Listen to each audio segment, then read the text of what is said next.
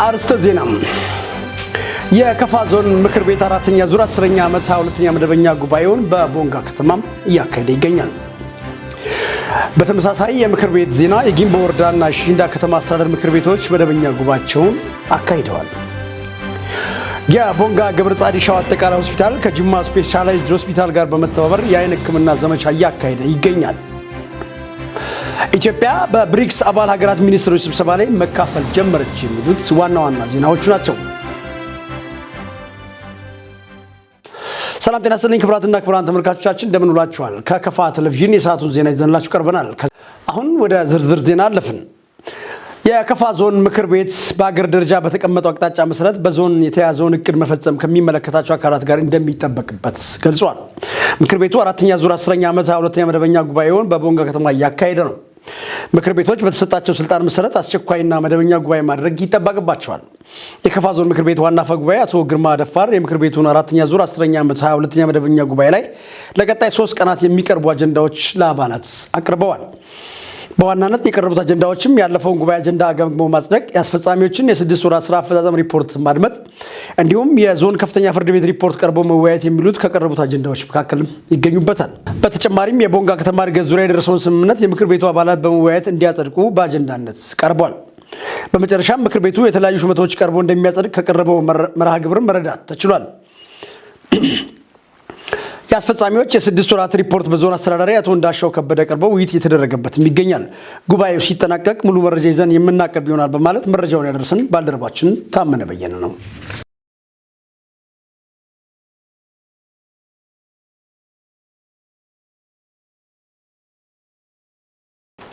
በተመሳሳይ የምክር ቤት ዜና የከፋ ዞን ሽንዳ ከተማ አስተዳደር ምክር ቤት 3ኛ ዓመት 3ኛ ዙር 6ኛ መደበኛ ጉባኤውን አካሂዷል። ምክር ቤቱ ባደረገው ጉባኤ ከተማ አስተዳደር አስፈጻሚዎችን የ6 ወራት ስራ አፈጻጸም ሪፖርትም ገምግሟል። የሽንዳ ከተማ አስተዳደር ምክር ቤት የ2016 ዓ.ም የ6 ወራት ስራ አፈጻጸም ሪፖርት ያቀረቡት የምክር ቤቱ ዋና አፈ ጉባኤ ወይዘሮ ፋንታዬ መኩሪያ ባቀረቡት ሪፖርት የመስሪያ ቤቶችን የስራ እንቅስቃሴ መከታተልና መቆጣጠር፣ የሴቶች ኮከስ ማጠናከርና በሌሎች ዘርፍ የተሰሩትን በዝርዝር አቅርበዋል።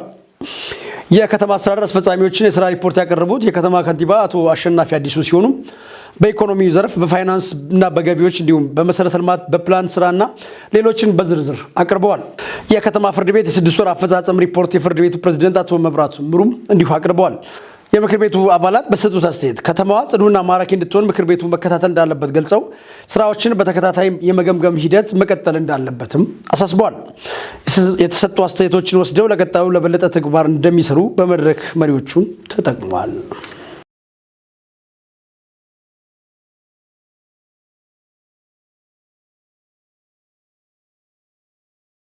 የጊምቦ ወረዳ ምክር ቤት አራተኛ ዙር 10ኛ ዓመት 37ኛ መደበኛ ጉባኤን አካሂዷል።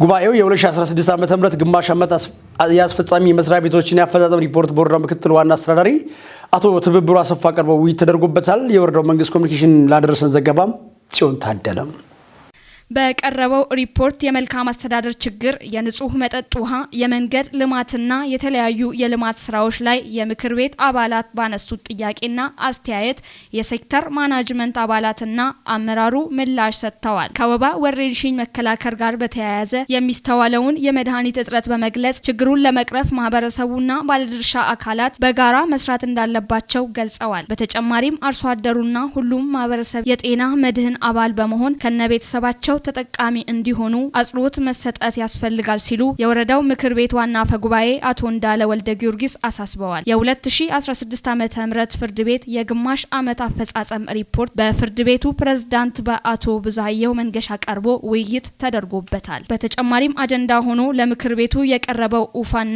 ውሽውሽ ከተማ በዙሪያቸው ያሉ ቀበሌዎችን በማካተት ከቦንጋ ከተማ ጋር በመቀናጀት ወደ ፈርጃንድ እንዲያድጉ የሚል ሲሆን ይኸውም በምክር ቤቱ አባላት ጸድቋል። መረጃው የወረዳው መንግስት ኮሚኒኬሽን ነው። የቦንጋ ገብረ ጻዲ ሻው አጠቃላይ ሆስፒታል ከጅማ ስፔሻላይዝድ ሆስፒታል ጋር በመተባበር የአይን ሕክምና ዘመቻ እያካሄደ ይገኛል። በዚህም ከ300 በላይ የህብረተሰብ ክፍሎችን ተጠቃሚ ለማድረግ ታቅዶ የተሰራ ነው። ለዝርዝሩ ምረት ሳብራ ነው። በዋነኛነት የአይን ህክምና ባለሙያዎች የመጡት ምርመራ በማድረግ የበሽታውን አይነት በመለየት የአይን ሞራ ግርዶሽ ያለባቸውን የቀዶ ጥገና ህክምና ለማድረግ መሆኑን የሆስፒታሉ ስራ አስኪያጅ አቶ ፍቅረ ማርያም ጳውሎስ ገልጸዋል። በዚህም የምርመራ ቡድኑ ይዞ የመጣው አነስተኛ የአይን መመርመሪያ ማሽኖች፣ መነጽሮችና መድኃኒቶችን መሆኑን የሆስፒታሉ ስራ አስኪያጅ ገልጸዋል። ህክምና ስታደርግ ያገኘናት የዴቻ ወረዳ ነዋሪ ወይዘሮ ተረፈች ግብረ ማርያም እንደተናገረችው ባገኘችው አገልግሎት መደሰቷን ገልጻለች። ሌላው ቤተሰቡን ሲያሳክም ያገኘነው የቦንጋ ከተማ ነዋሪ አቶ ልሳኑ ተሾመ እንዳለው የታካሚ ቁጥር ቢበዛም በተራ እየተስተናገድን ነው ብሏል። በዘመቻው ሁለተኛ ቀን የታካሚ ቁጥር መብዛትን ታሳቢ በማድረግ ቀጣይ ዘመቻዎችን እያመቻቸን እንገኛለን ያሉት የሆስፒታሉ ስራ አስኪያጅ አቶ ፍቅረ ማርያም ጳውሎስ ናቸው። የደቡብ ምዕራብ ኢትዮጵያ ህዝቦች ክልል ጠቅላይ ፍርድ ቤት በዳኝነት ስራ ላይ ቆይተው በጡረታ ለተገለሉ ዳኞች ምስጋናና እውቅና ሰጠም። ከቀድሞው የደቡብ ክልል ጀምሮ ከወረዳ እስከ ጠቅላይ ፍርድ ቤት በዳኝነት ያገለገሉ መሆናቸውም ተገልጿል። በዚህ መሰረት አቶ ግዛው ዳጫቸው ጋንራሻ፣ አቶ ፍቃዱ አዲሎ አዶ፣ አቶ ገዛኝ ገሪቶ ኢኖና አቶ ታምራት ቡልቱ ሙቡኩ በአጠቃላይ ከ20 ዓመታት በላይ በዳኝነት በተለያዩ ስራ ኃላፊነት ሲያገለግሉ መቆየታቸውን ስለ ግለሰቦቹ ከቀረበው ጽሑፍ መረዳት ተችሏል። የክልሉ ጠቅላይ ፍርድ ቤት ፕሬዝዳንት አቶ ቆጭቶ ገብረ ማርያም ዳኞቹ የህዝብን ጥቅም በማስቀደም ሲያገለግሉ መቆየታቸውን ጠቅሰው ሌሎች የነዚህን ተሞክሮ በመውሰድ ህዝብን እንዲያገለግሉ አሳስቧል። አቶ ቆጭቶ በስተመጨረሻም ዳኞቹን የሚመጥ ስጦታ ባይኖርም ላገለገሉት ህዝብ ምስጋና አቅርበዋል። ራፖርት ሪፎርም ፍርድ ቤት ሰርቻለሁ ብሎ ሰው በርካታ ነገር ላይ ሀብት ላይ ደርሷል። እነሱ ግን ህዝብ ይበልጣል፣ ህዝብን ማገልገል ነው በሚል ይህን ያክል አመት ቅድም የተነጸበት ነገር አለ። በፍርድ ቤት በፊት መዋቅር ላይ ሰፊ አገልግሎት ስለሰጡ ክብር እንስጣቸው ብለን ነው። ከነሱ የምንወስዳቸው ልምዶች በርካታ ስለሆኑ ድሃዎች ናቸው እናውቃለን፣ ግን ሀብታም ናቸው በማህበረሰቡ። እዚህ ሁላችንም ከነሱ በዚህ ልክ መውሰድ እንድንችል ነው ልምድ። እኛም ስራ ስንጀምር እውነት እንግዲህ አዲስ ክልል ነው። እነሱ ሲመክሩ ሲመክሩ በዚህ ጎደለ ሲባል ስንቆጣም ስንበሳጭም አይዞኛ ያለን እያሉ አሁን እዚህ የደረስንበት ላይ ያደረሱ ዳኞች ናቸውና እጅግ አድርገን እናመሰግናቸው። ከተለያዩ ዲስፕሊኖች ከስነ ምግባር ጸድተው ይህንን ማህበረሰብ ማገልገል ትልቅ ክብር ስለሆነ አሁንም ክብር ይገባቸዋልና በእናንተ ፊት እውቅና እንድንሰጥ ብለን ነው። ሌላ ምንም እንትን ያደረግነው ነገር የለም።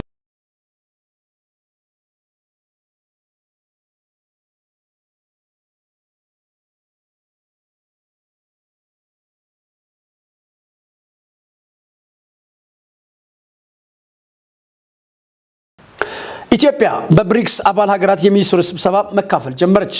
የብሪክስ አባል ሀገራት ምክትል የውጭ ጉዳይ ሚኒስትሮች በሞስኮ ለ3 ቀናት የሚያደርጉት ምክክር ተጀምሯል። ከቢቢሲ ለተገኘው መረጃ ማርሽ ሰይፉ።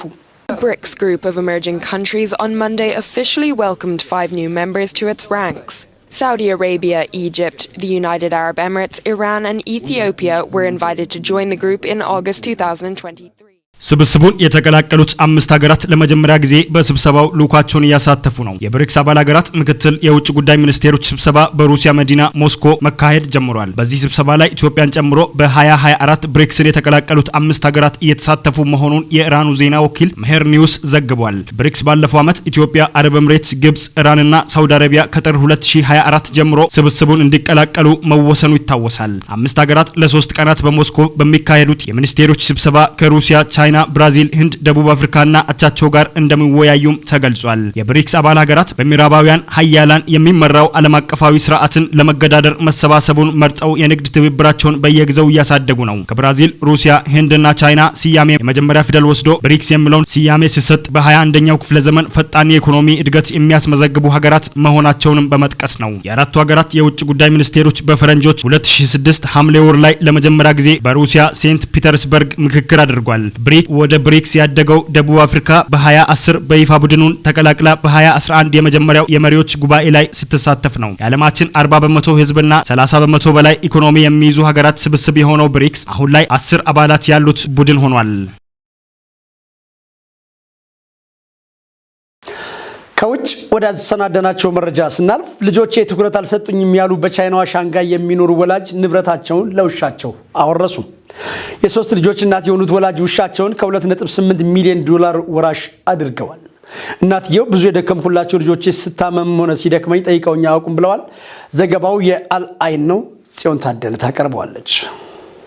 በቻይናዋ ሻንጋይ የሚኖሩ አንድ እናት 3 ልጆች 20 ሚሊዮን ዩዋን ወይም 2.8 ሚሊዮን ዶላር ገንዘብ አላቸው።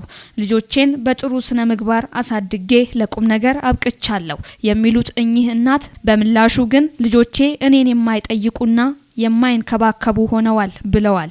በዚህም ምክንያት ያለኝን ሀብት ሁሌም አጠገቤ ለሚገኘው ውሻዬ አውርሻለሁ ማለታቸውን ሳውዝ ቻይና ሞርኒንግ ፖስት ዘግቧል።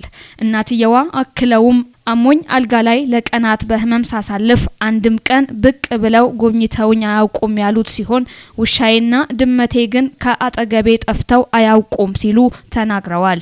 ያለኝን ንብረት ሁሉ ውሻዬንና ድመቴን እስከ ህይወታቸው ፍጻሜ ድረስ እንዲኖሩበት እፈልጋለሁ ያሉት እኚህ በልጆቻቸው የተማረሩት እናት ገንዘባቸውን የሚያስተዳድር ጠበቃ እንክብካቤ የሚያደርግላቸው የእንስሳት ሐኪምና ሌሎች ባለሙያዎችን ቀጥረውላቸዋል። የእናትየውን ሁኔታ የሚገልጸው ይህ ዘገባ ለህዝብ ይፋ ከሆነ በኋላ ጉዳዩ ሚሊዮኖችን እያነጋገረ ሲሆን ወላጆቻቸውን የማይረዱ ልጆች እንዲቀጡ የሚያደርግ ህግ ሊወጣ ይገባል የሚሉ ሀሳቦችም በስፋት እየተነሳ ይገኛል።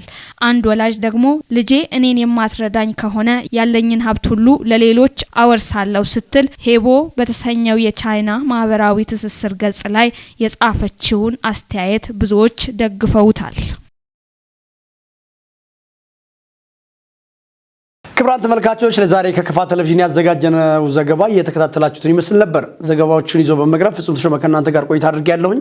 ከቀሪ የከፋ ቴሌቪዥን ዝግጅቶች ጋር አብራችሁ እንድትቆዩ ጋበዝኩ። ሰላም።